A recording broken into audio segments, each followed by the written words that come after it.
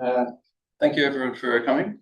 So today we're going to talk about something well, not completely different, but we're going to change track and talk about something that's been a very hot topic in the last 10 years or so, and has led to a lot of new results and reframing of old results in both condensed matter theory and particle theory. So the topic is generalized symmetries. So first, so that we're all on the same page, let me review some facts about continuous symmetries.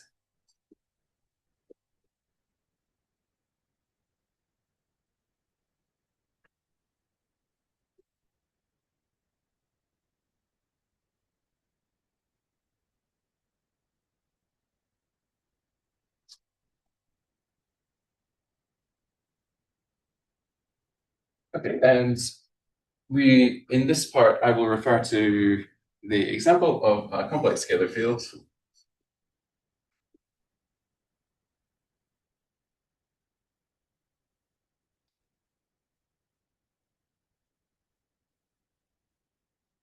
with Lagrangian of the form d mu phi dagger d mu phi,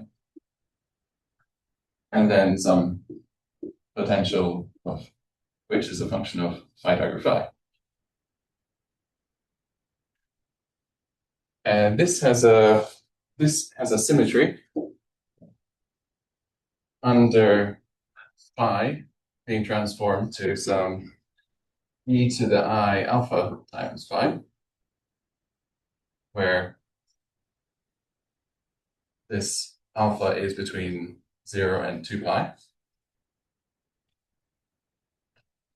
And this means that the Lagrangian is invariant.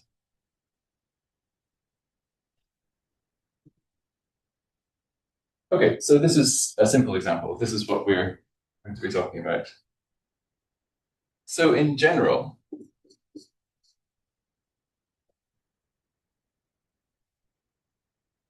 the variation of the action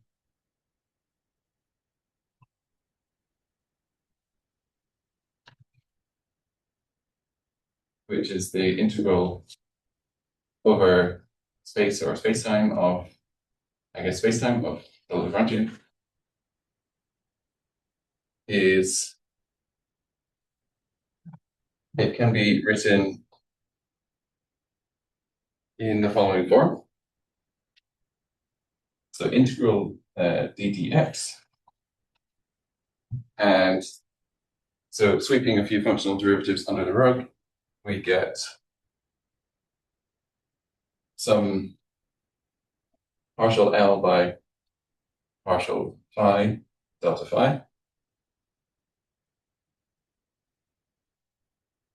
Since L, the Lagrangian, can in general depend on the field and its derivatives, and maybe further, maybe higher derivatives as well. And then, so we can also have partial L by partial d mu phi delta d mu phi, variation of that. And there could be other terms, but here I will say that this is 0. And then this we can integrate by parts. So we get integral of d dx of, and I'll do this term first. So there's a total derivative, partial mu of partial L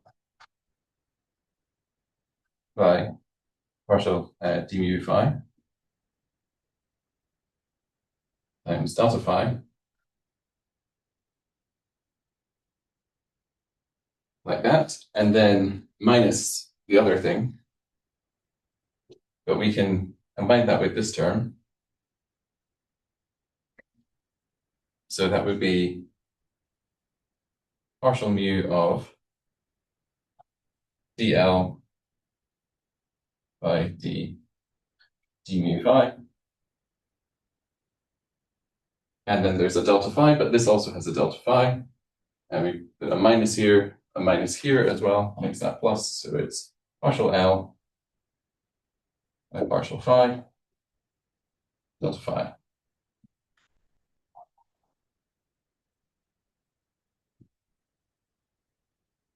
And this whole thing we can also write as the integral over dx of delta L.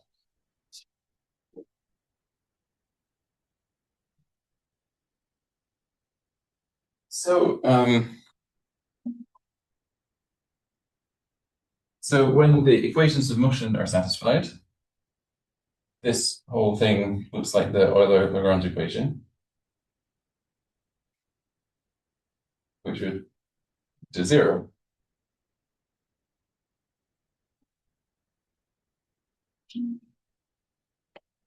So we notice that. But now, so far we haven't said anything about what this variation is. But now, suppose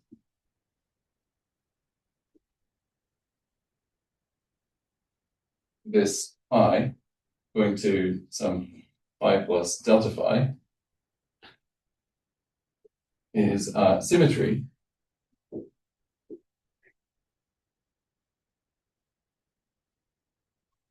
of the action. And what does this mean? This means that the action at phi plus delta phi minus the action of at phi, which we call delta S, should equal zero. And this should be true for all field configurations.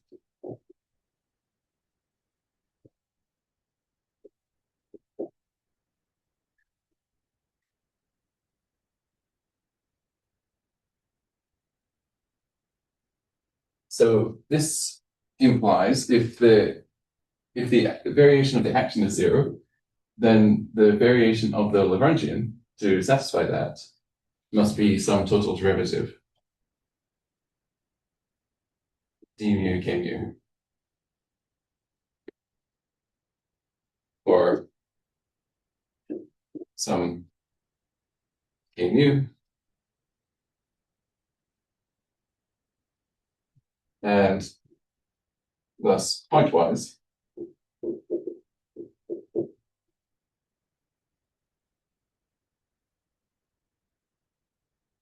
we can apply this general result in here, and we find that d mu k mu should equal d mu of dl by d mu phi delta phi minus partial mu dl by d mu phi minus partial L by phi times delta phi. And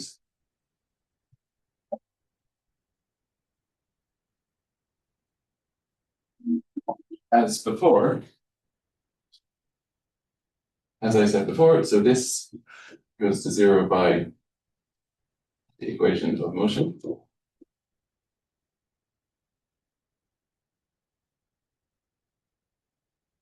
And with what's left, we can write d mu j mu equals zero, where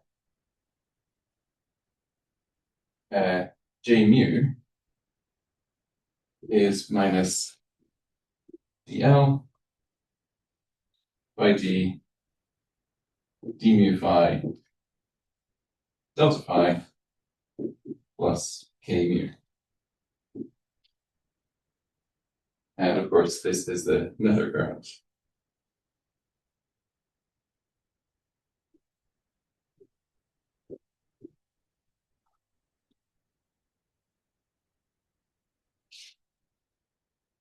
So for a complex scalar,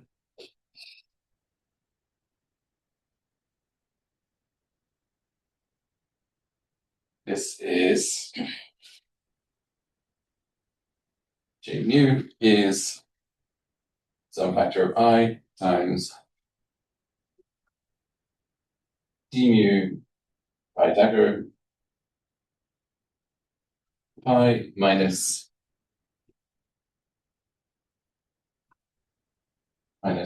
pi dagger d mu pi.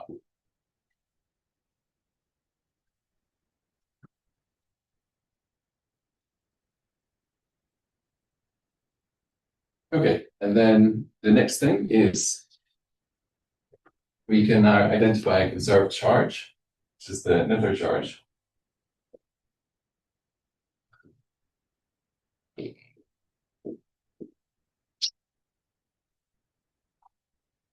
Q, which we define as the integral over some spatial manifold m d minus 1. So this for now is a spatial manifold.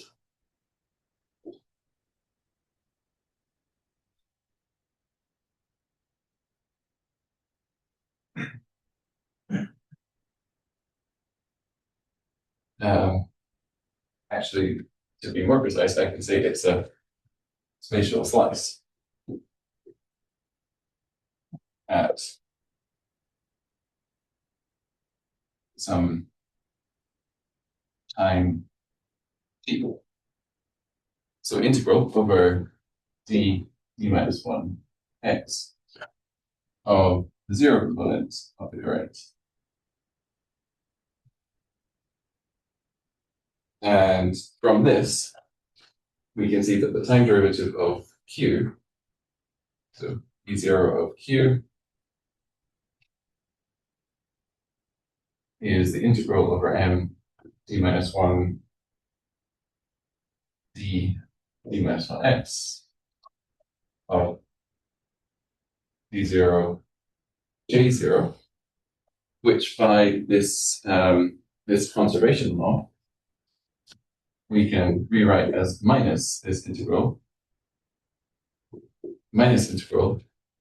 of d minus 1 x of d k j k. So the spatial components. And then that can also be written using Stokes' theorem, which I may mention later. But basically the divergence theorem, this is a total derivative, so we can rewrite it as an integral over the boundary. So this is just a boundary term over the boundary of this manifold, of this spatial slice, which if we're considering an fields going off to infinity, we can take this to zero with some reasonable assumptions. But anyway, this would be something like integral over d minus 2x of some normal to the boundary times the spatial component of the current. And I'm using the summation convention now. So we're summing over all k from 1 to d minus 1.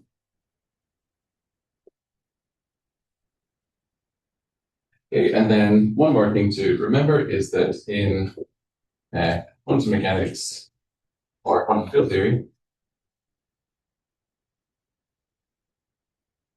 symmetry transformations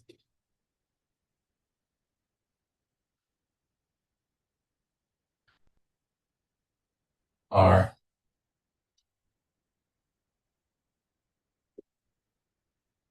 generated by unitary operators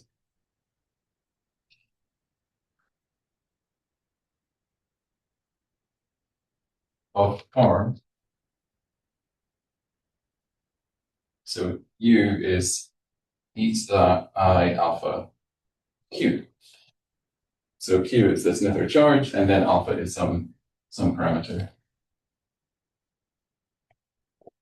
Okay, any questions so far? This is kind of review part.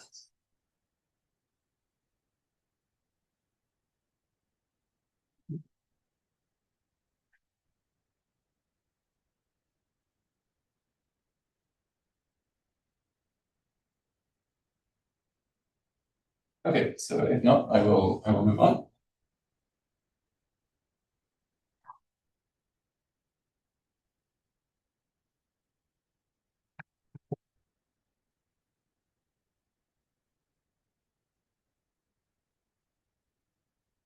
So the goal of this lecture is to essentially rephrase all these things we know about symmetries. In particular, I'm looking at continuous symmetries, but we can also generalize to discrete symmetries as well.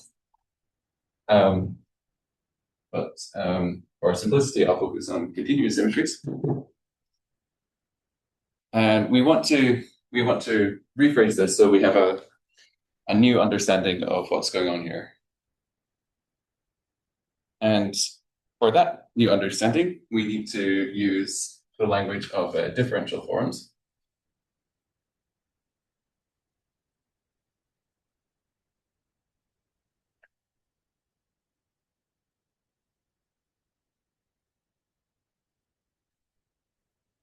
So, is anyone unfamiliar with the wedge product?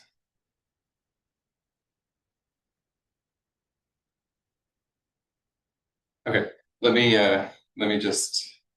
I'll just say very briefly. So the wedge product, usually denoted like this, is defined if we take some basis vectors, some covariant basis, say dx1, wedge dx2. This is just the antisymmetric tensor product. So dx1 times dx2 minus dx2 tensor product dx1. This is a simple example. And these things here are just basis elements. Of course, if you've studied differential geometry, you know a bit more about this notation, but it's just think of it as like some basis of vectors. And then we can define a differential p-form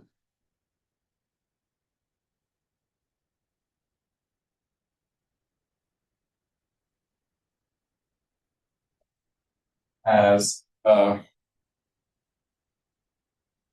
rank E antisymmetric tensor.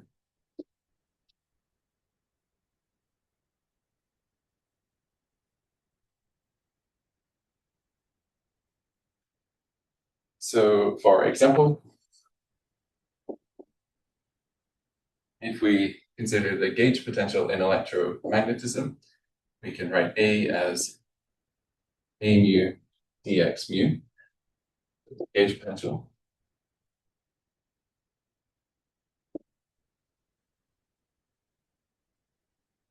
This is one form. Or the field strength, F is 1/2 if we nu dx mu wedge dx nu. Using this property of the wedge product, we can rewrite this as 1/2 of f mu nu minus f mu mu.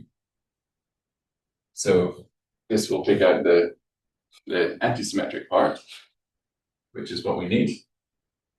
dx mu tensor dx nu. This is a 2 form. And a general IQ form, which I'll just call omega p, is 1 over p factorial. And this coefficient is just introduced because we're summing over repeated indices, so that every term appears only once. So this is then just something with p indices, which I'll call mu1 dot dot dot mu p.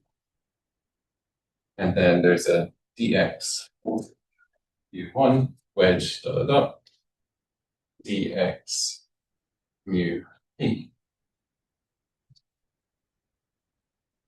And this is skew symmetric under exchange of any two indices because note that dx mu a wedge dx mu b is minus the opposite way around dx mu b wedge dx mu a. And there are two useful things we need, two useful bits of technology. One is the exterior derivative.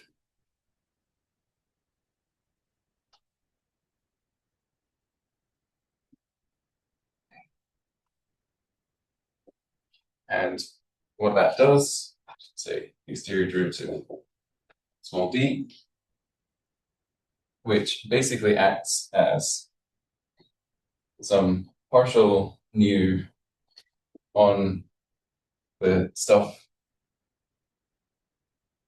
times dx nu wedge the original basis.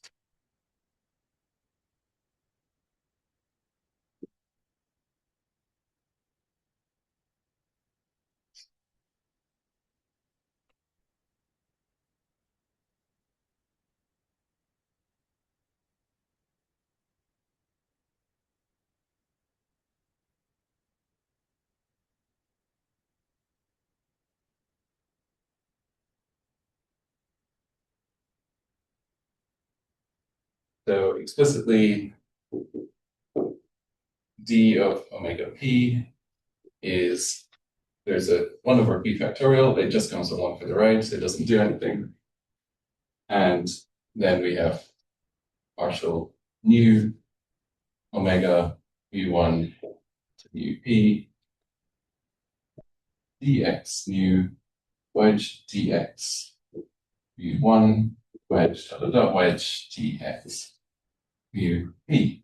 And this is p plus 1 form.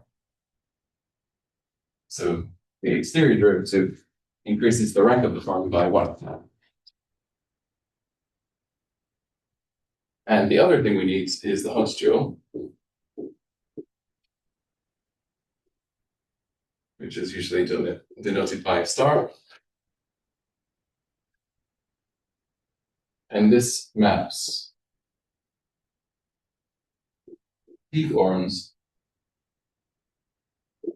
to d minus p forms.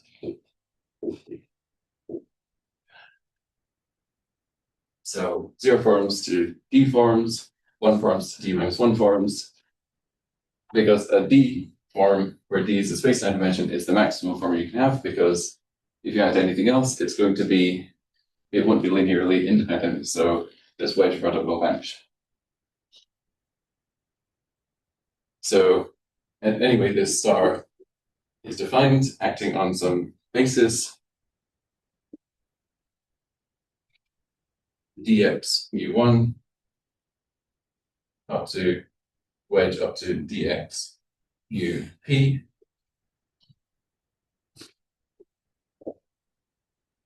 So we normalize by 1 over d minus p factorial.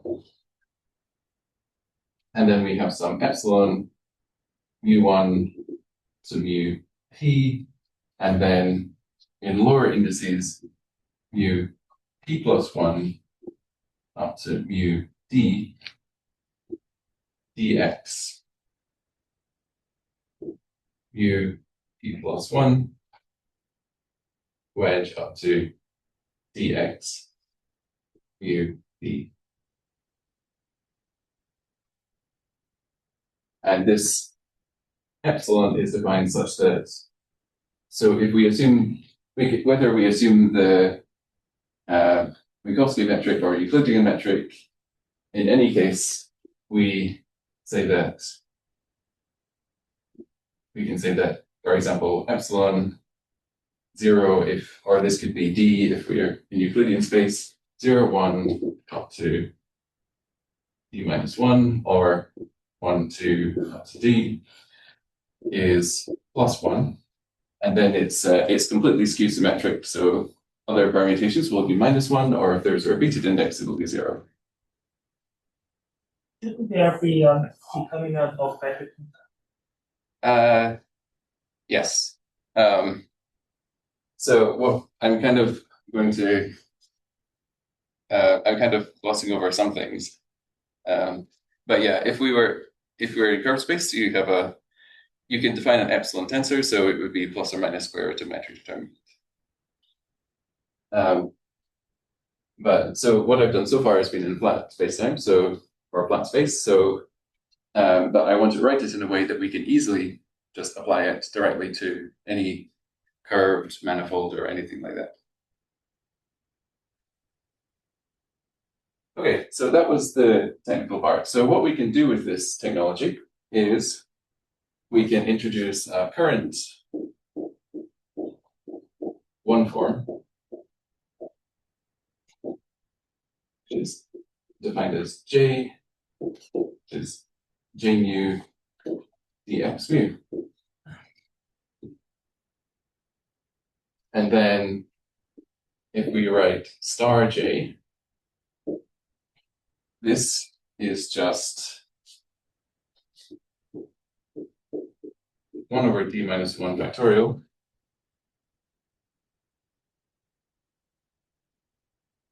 epsilon mu 2, I'm going to say, up to mu D, J mu. So previously we had these upper and these lower, but since we have this thing in front with this index, we can just we can raise this index and lower this one. Dx mu 2 wedge all the way up to dx mu d. And then we can take the exterior derivative of this thing. So d star of j is 1 over d minus 1 factorial. And this epsilon is constant, or, well, in curved spacetime we could have a covariant derivative, but let's not worry about that. So this just comes through. Mu 2 up to mu d, and then the exterior derivative acts on the current, so then this can be d rho j mu dx rho wedge everything else we had here, so dx mu 2 wedge up to dx mu d.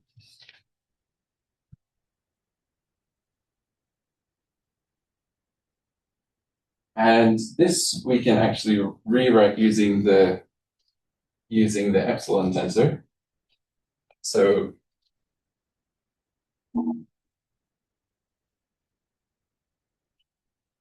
we can just write this as with some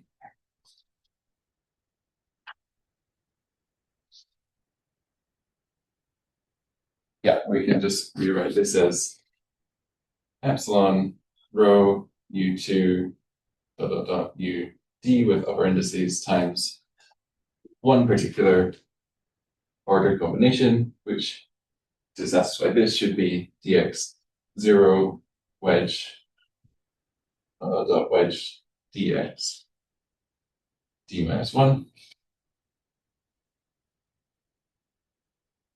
And then we have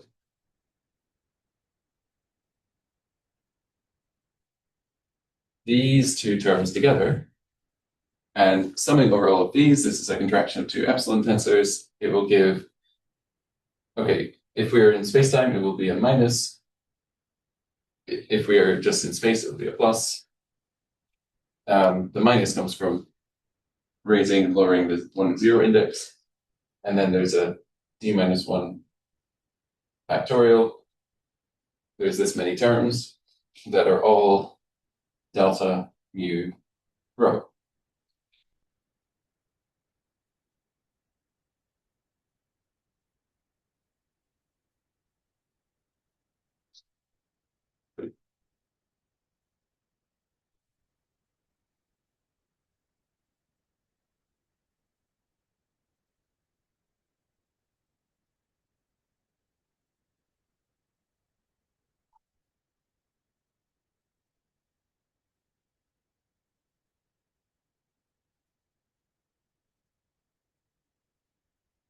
So we can write this as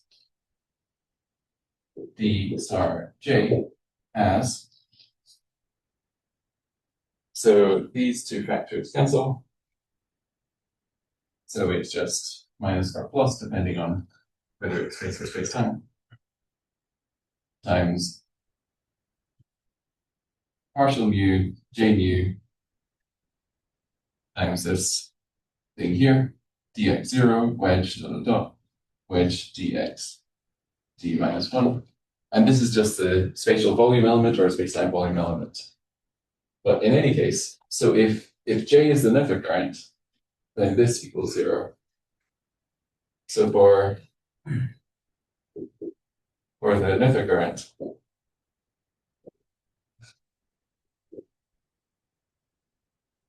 written as a 1 form, the conservation law is written as d star j is 0.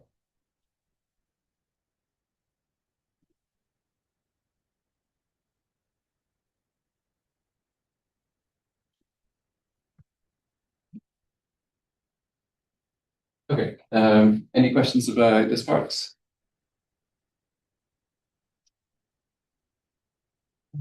Okay, if not, I will continue. So now we want to introduce what I will call the topological definition of symmetry.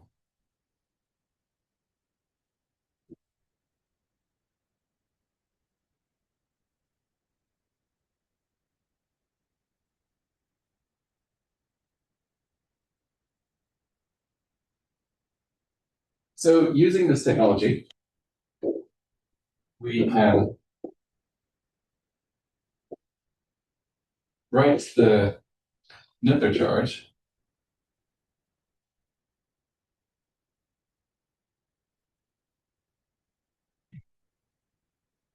as q, and I'm going to give it an argument, which is this md minus 1.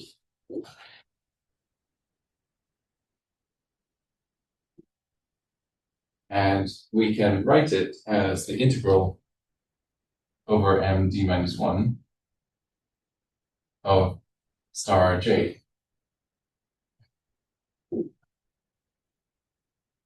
So why is that? Because we were assuming initially that this md minus 1 is a spatial slice. So this is an integral over a spatial slice, which would give the spatial components of star j. And because star j is the Hodge dual, it comes from everything but the spatial components, which is the time component j0. But now that we have this version, this is totally independent of any coordinate system. So we can use this definition on any codimension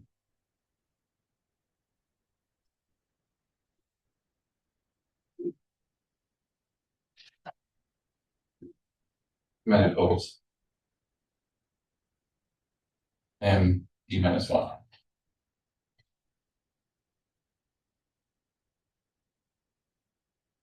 What do you mean by any? You're claiming that we don't need any kind of method? This doesn't need a metric insert. No, this needs a method because the hot star implicitly have a metric. Yes, right, thank you. Yeah. So is it possible? Any means does not have to be special. Can include Yeah, it means it can be right. Exactly.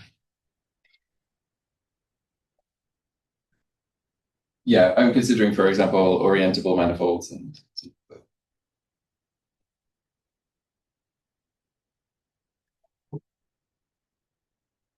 Okay, so now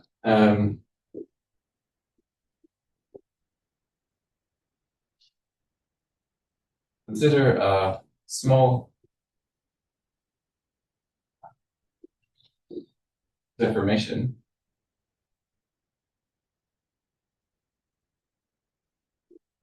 of this M d minus 1.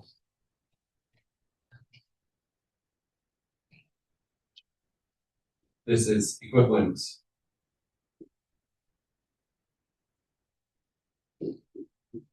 to adding a boundary of some of a d-dimensional manifold in D. So let me show you what's going on.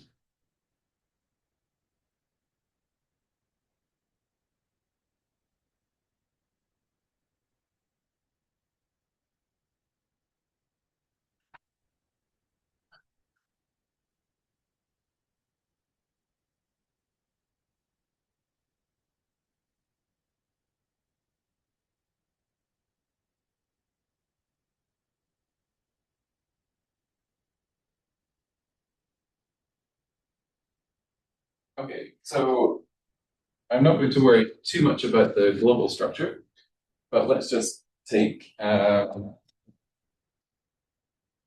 for example, D equals 2.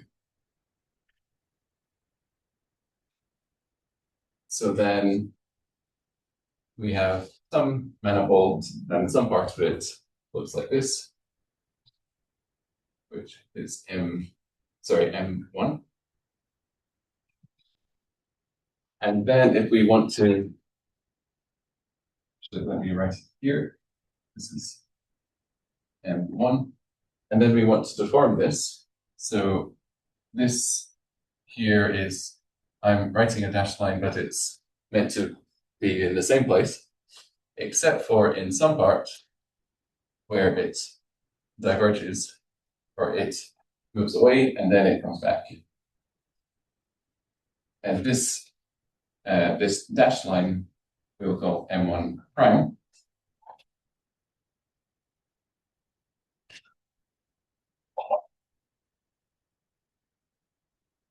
And the difference between them is this region here. And this is the boundary, which we denote like this, with a round of this N2, where N2 is the shaded region inside. This is N2. Should it be a small deformation? I think we can consider a finite deformation to find a manifold head. Yes, it can definitely be finite. Yeah, I mean, small is a very imprecise term. I will show you precisely how small or large it can be.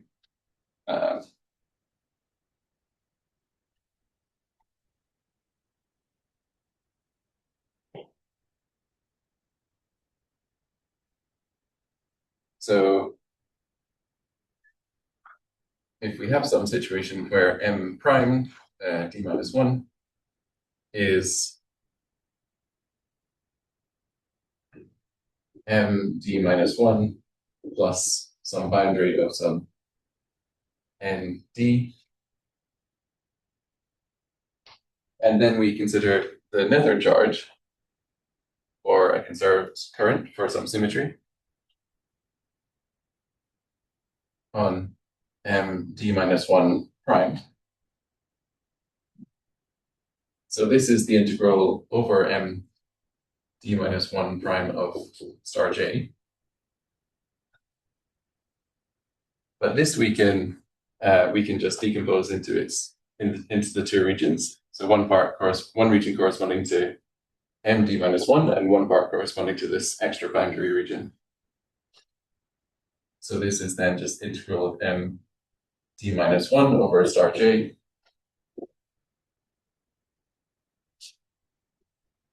plus integral over the boundary region nd of, again, star j, of course. Yeah, which we can write this first term as just q of md minus 1, and then the second term is there. Integral over boundary of nd of star j. And then we need to use a result from differential geometry, but the name is also familiar, which is Stokes' theorem.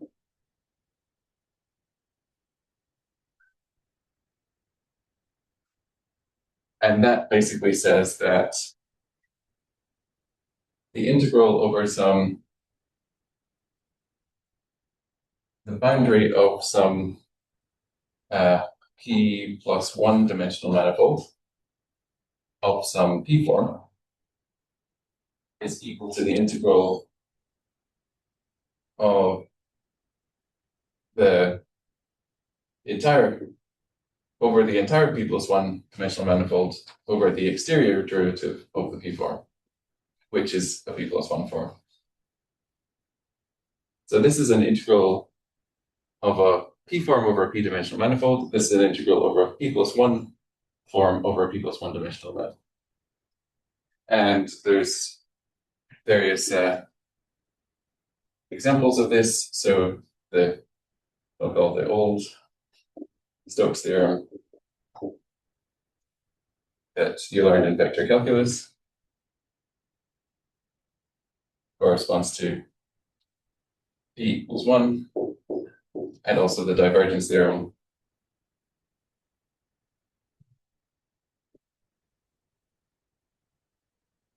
corresponds to p equals 2. And you can show that, but I'm not going to do that here.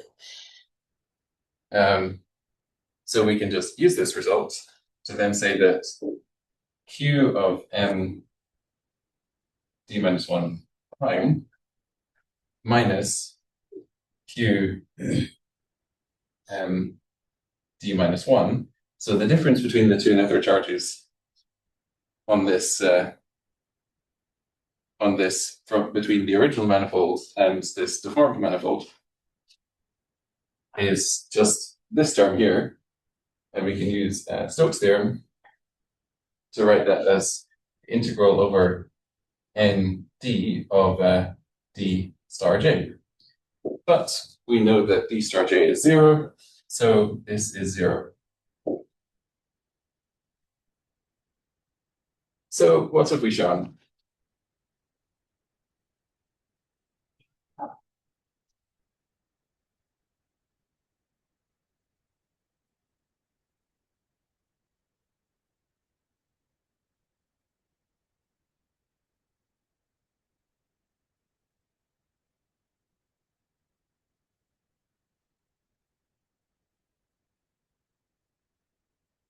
So we've shown that the conserved charge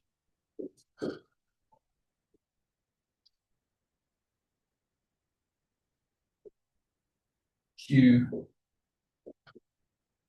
over some md minus 1 is a topological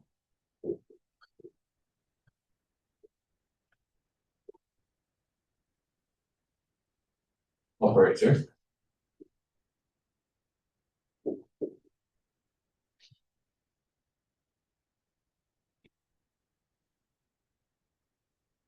i.e. it is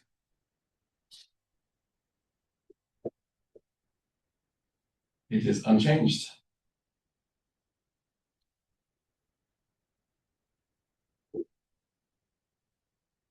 Under deformations, let's say, deformations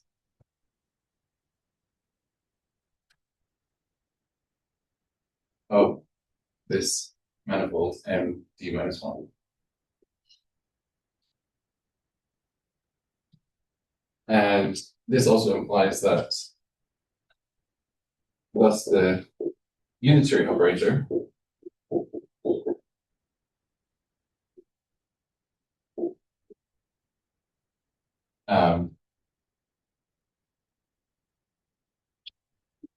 U of M D minus 1, which is just the complex exponential of that, e to the I alpha Q on M D minus 1, is also topological.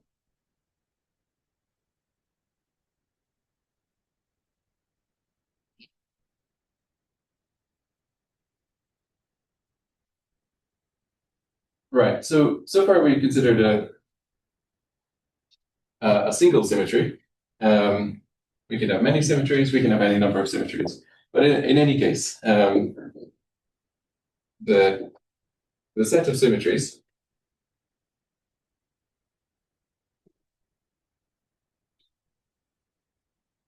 form a group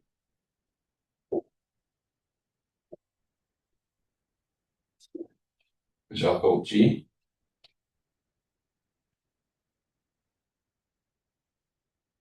And such unitary operators preserve the group multiplication.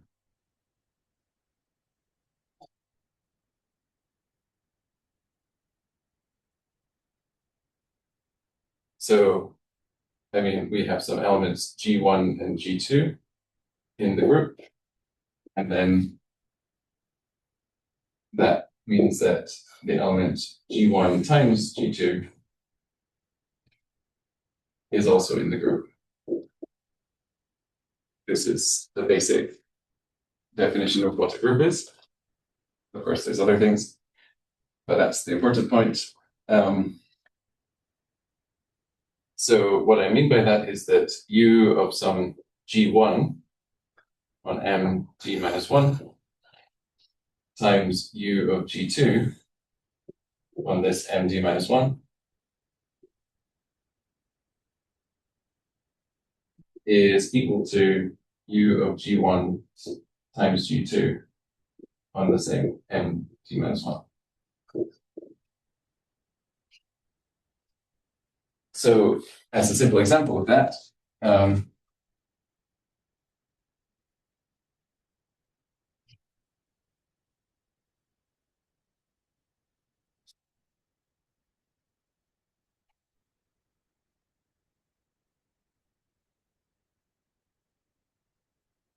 if we consider a complex scalar field,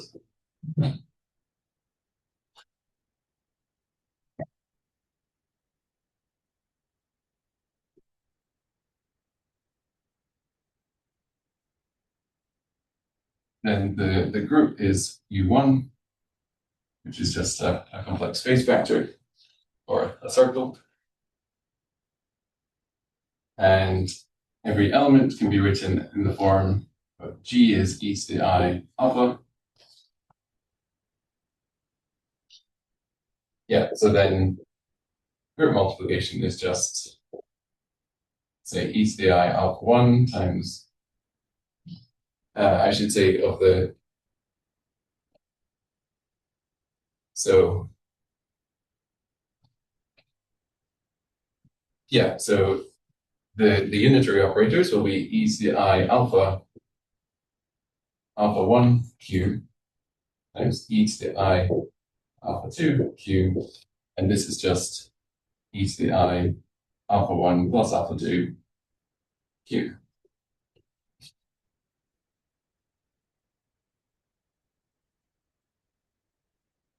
Okay, and then there's one other ingredient we need to complete this story. So that ingredient is local operators. And this is nothing fancy. Every field that we write in a Lagrangian in quantum field theory is a local operator. So yeah, just consider an operator O of x located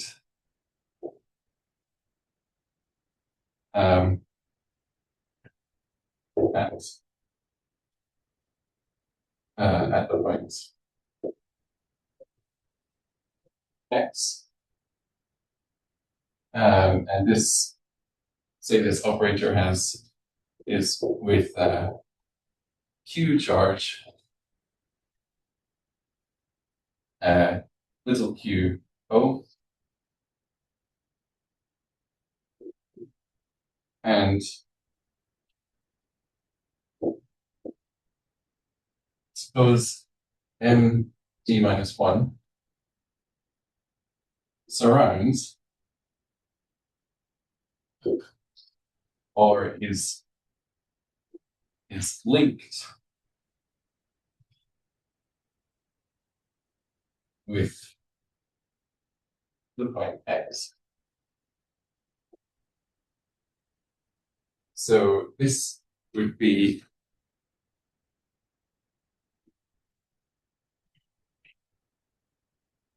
the following situation. Okay, so we have some m d minus 1, and then inside this m d minus 1, we have a point x.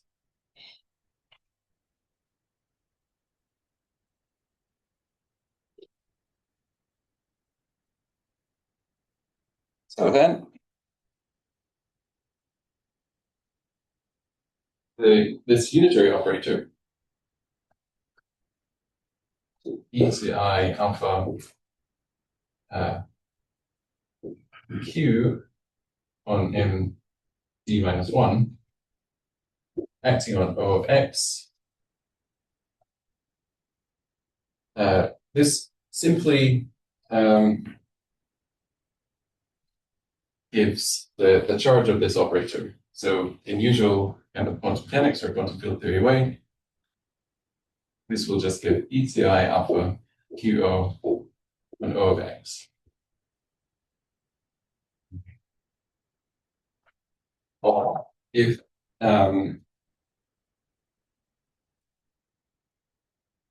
we consider another point, x prime,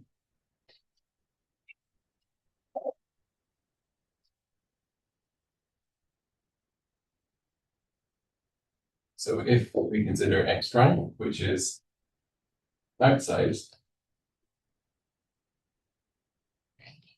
m3 minus 1, then e to the I alpha q m d minus 1 on O x prime equals 0. Invariant. Sorry, what? Invariant rather than zero. Yeah. I guess so. Is that right? Yeah, maybe. Yeah.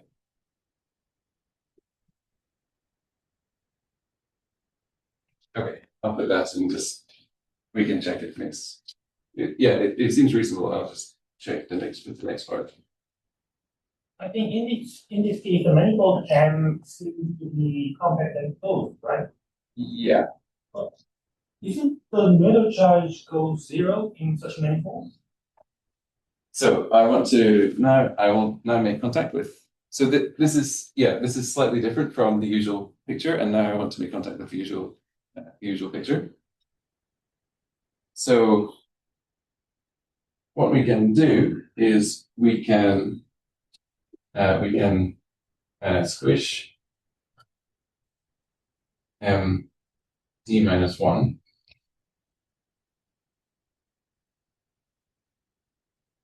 And that will look something like the following.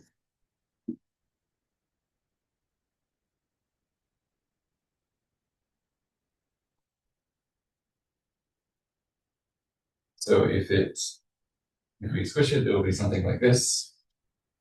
And we could think of kind of dividing it in two parts. So we have m d minus 1 minus below, and then m d minus 1 plus on top. And we can specify, for example, that this is the time direction. And then this difference here is, say, 2 times delta t. So this point is at t plus delta t, and this point is at t minus delta t. And then x is just in the middle.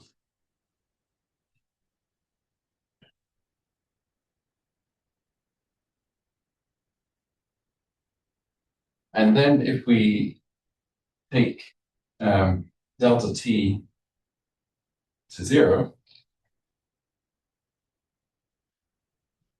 then what we end up with is something like it all gets squashed into a plane. So in this picture, we had this manifold surrounding this point x. But we can think of it as a time-ordered sequence where as time flows, we go first inside, we encounter the point x at the operator O of x, and then we come out again at some t plus delta t. And that can be, we can squash that down into an equal time situation. And that will look something like this. And yeah, I'll send these endpoints maybe up to infinity, like very far away.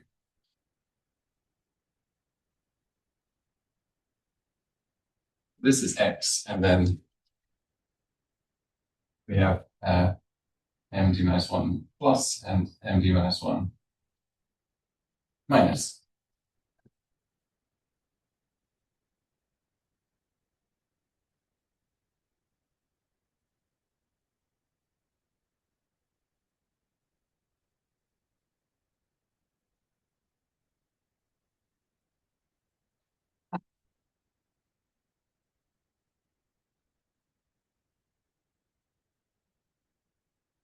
So what we're doing here is we're going from this kind of general picture, let's say, to a kind of quantum mechanics operator type picture. And in that operator picture, we can represent this by 3 operators. So the first operator in time acts on the state first, and this will be, if we choose our orientation such that this is related to U inverse on this m d minus 1 minus, which tends towards just some plane intersecting x. And then we have the operator of x. And then at the end, we have this u of md minus 1 plus.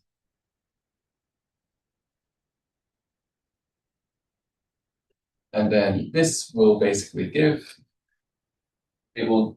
this corresponds to, in the usual quantum mechanics sense, just transforming this operator O of x. And that does that via some transformation, which is a representation of the group element. I should put u of g there and u of g there. of the group element corresponds to this operator whose exponent is the network charge corresponding to that symmetry. So R of G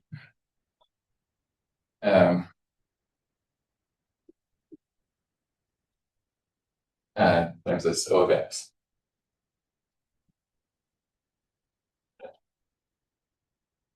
And in this quantum mechanical picture, the operators, these operators here, don't commute.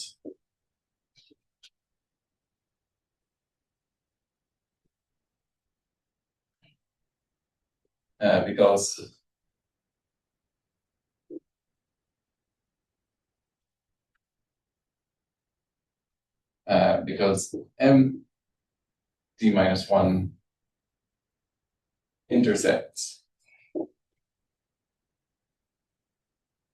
X. Yeah, so when people talk about this whole picture, there are often these are two ways that people often phrase it. So I just wanted to emphasize the relationship between them. So you can think of it in terms of, so in a very general way, you have some manifolds that are linked in space-time, giving some non-trivial charge under this unitary operator defined on the linked manifold that's linking with some charged operator. And then you can also think of it in terms of equal time operators in quantum mechanics, and you recover the usual kind of symmetry transformation. As Hyun-Chul mentioned, your original MD minus 1 here is compact, right? The charge Q should be zero. Yeah, and the M plus and M minus have opposite orientation. So strictly, this is something like an instanton. But this integral should be zero. Stokes theorem again.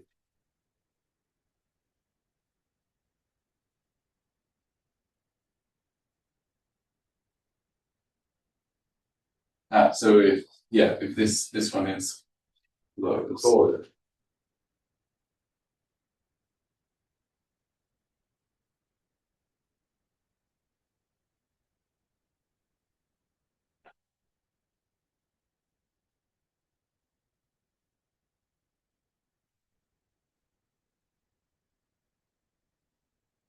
Okay. Let's suppose it's then non-compact. And yeah, I think there's some kind of process that I'm not an expert in that involves, sending this to you are close. You have 10 minutes when I'm going to talk about generalized symmetry. Right now, just about.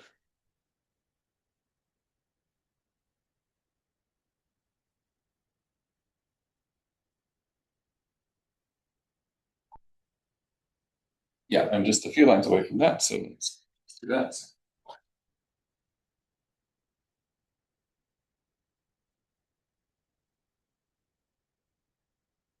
Yeah, because once we've built up this whole picture, then actually introducing generalized symmetries is very easy. So that will be kind of the final punchline. So yeah, and in this case, just quickly do, again, the example of a complex scalar.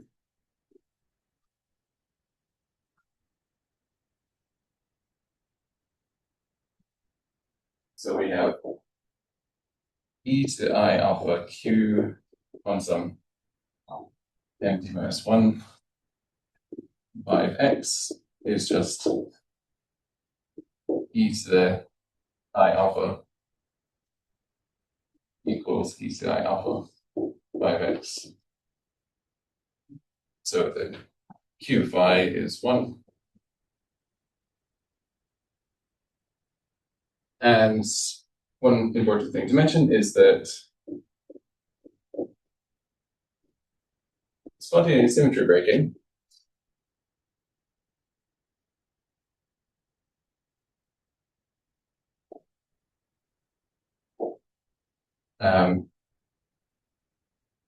occurs when the expectation value of 5x is non-zero and non-dual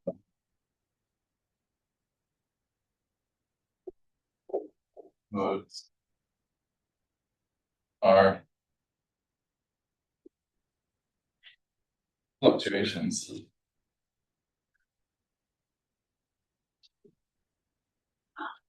around this vacuum expectation value 5x.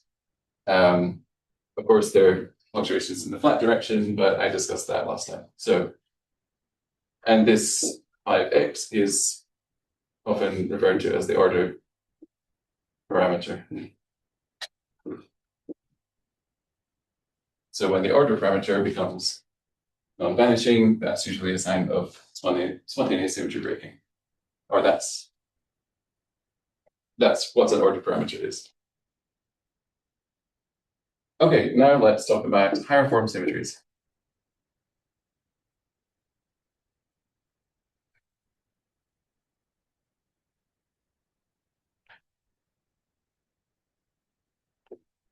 And this is just a very simple generalization of this. So we just extend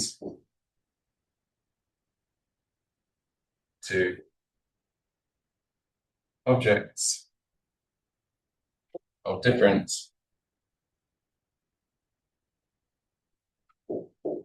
dimensions.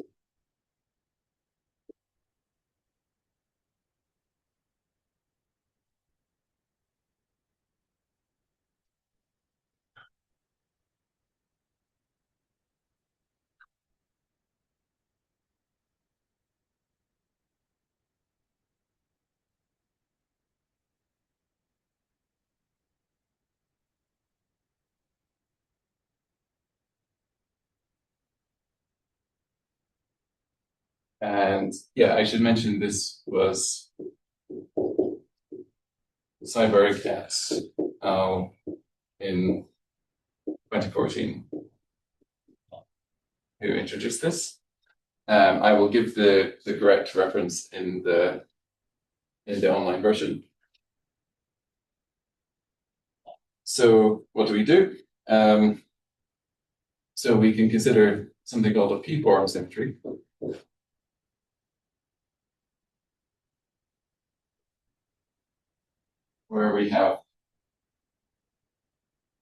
Where we consider p plus 1 form current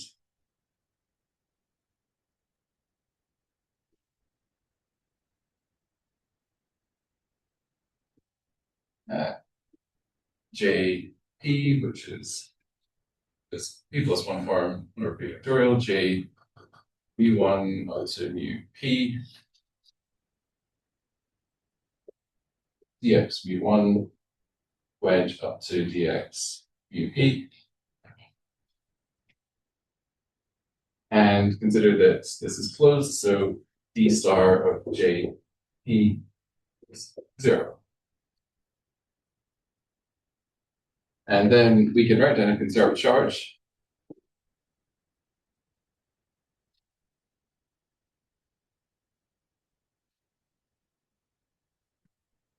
But this should now be defined on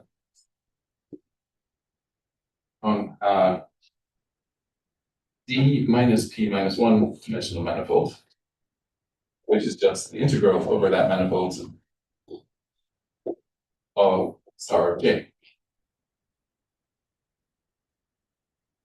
And then the group elements QG are just, again, well, every higher form symmetry algebra is abelian, so it's just e to the I alpha of this Q. And here we have something like So we have some kind of, this is let's say, yeah, okay. It's just m d minus 2.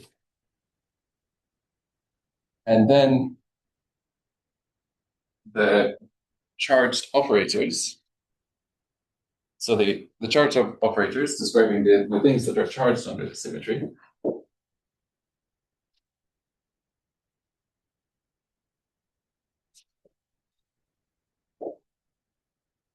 are now non-local. So these are defined on p-dimensional manifolds, what we call CP. Yeah, defined on p-dimensional manifolds CP. And then these have some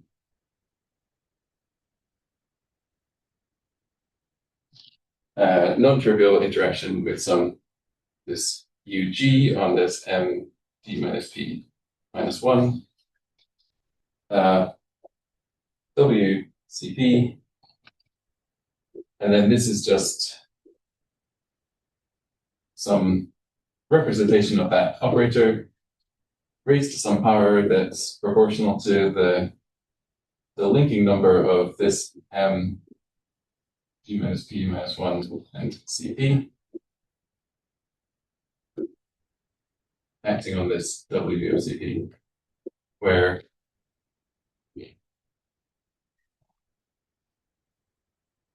so if this example to be p equals 1, so for a one-form symmetry, then this m is then d minus 2, and then we have some C1 going through there. And this linking number is just the number of times these things would link together.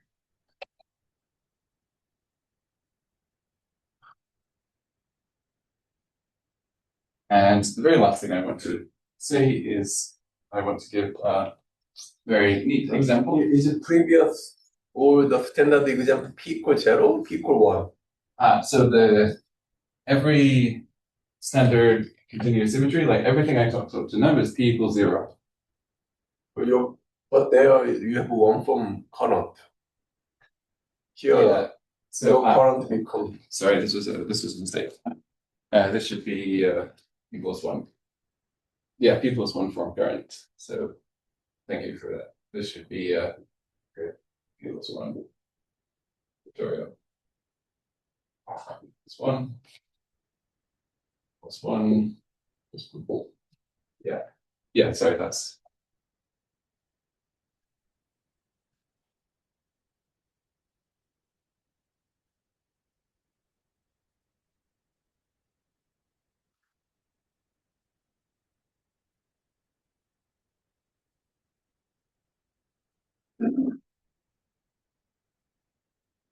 So for this example, consider Maxwell theory in d equals 4.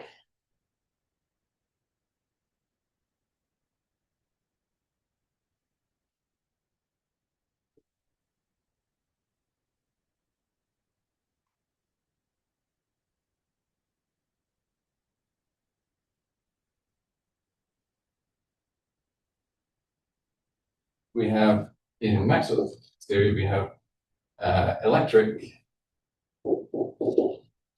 and magnetic one-form symmetries.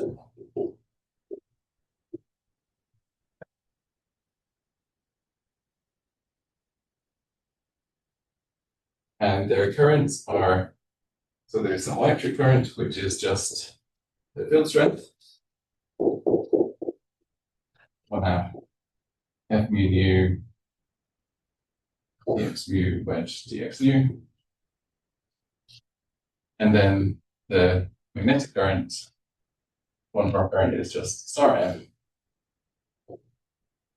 And the conservation laws are just Maxwell's equations.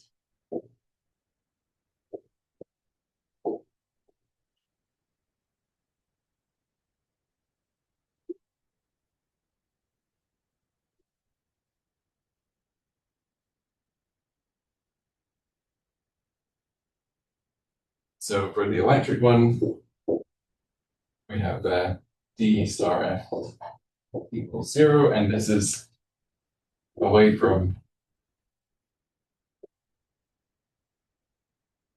charged matter.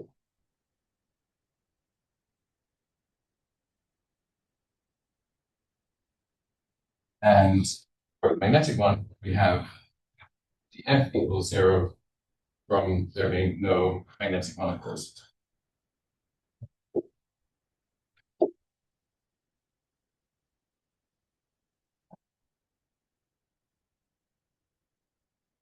And then the topological operators, or topops, are, so for the electric one, UG electric on some M2 is e to the I alpha integral over M2 of F, which for spatial M2 is e to the I alpha times the integral M2 of E dot ds. So the surface integral over the electric field. And the magnetic one is just e to the I alpha integral over M2 of the dual star F.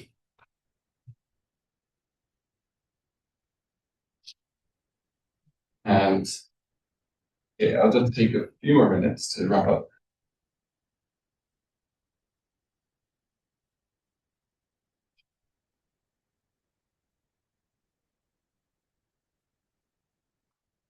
So The integral that is also magnet with a different.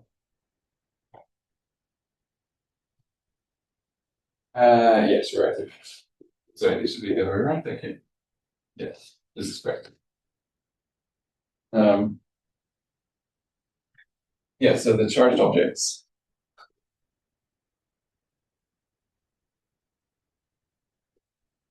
under these symmetries. So for the electric ones, the charged objects are Wilson lines.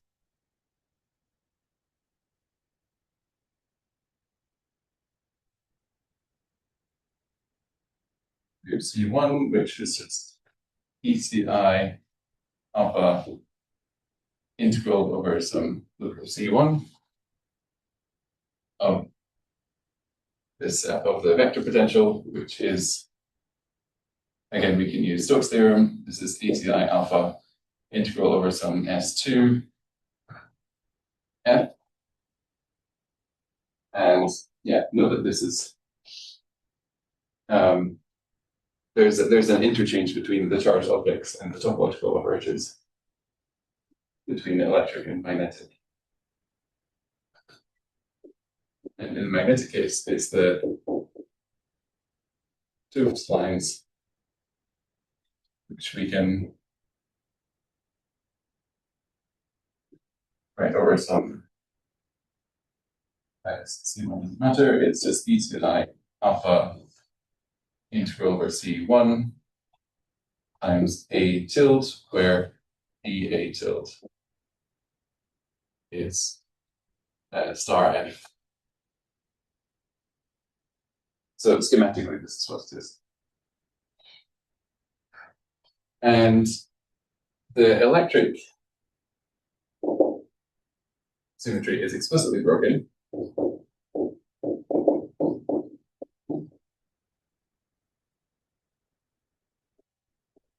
by charged matter.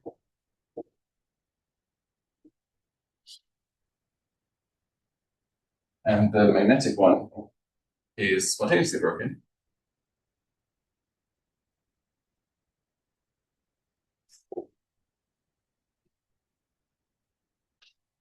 And the order parameter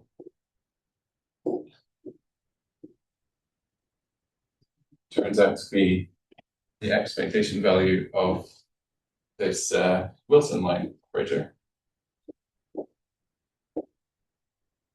being, and if this is non-zero, which is the case, yeah, this is spontaneously broken. So, and the number of Wilson bosons of the symmetry breaking are the fluctuations of this thing, which are photons, or AU. And we can think of this WC1 as the world line of a heavy charged particle.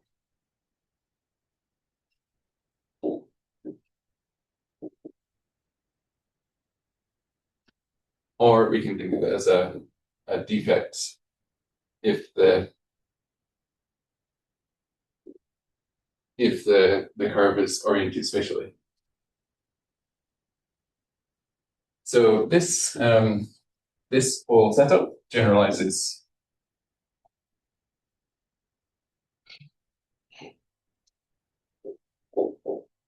the Hiddensburg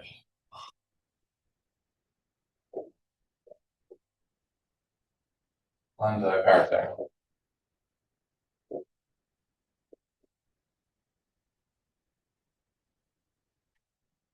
And applications include topological settings like the quantum Hall effect,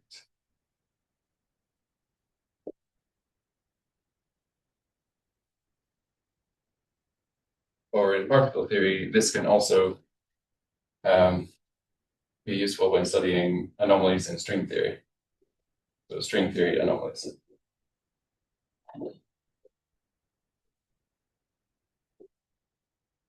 Okay. Yeah. There's also non-divertible symmetries, but I think I'll stop here. So yeah, thank you very much.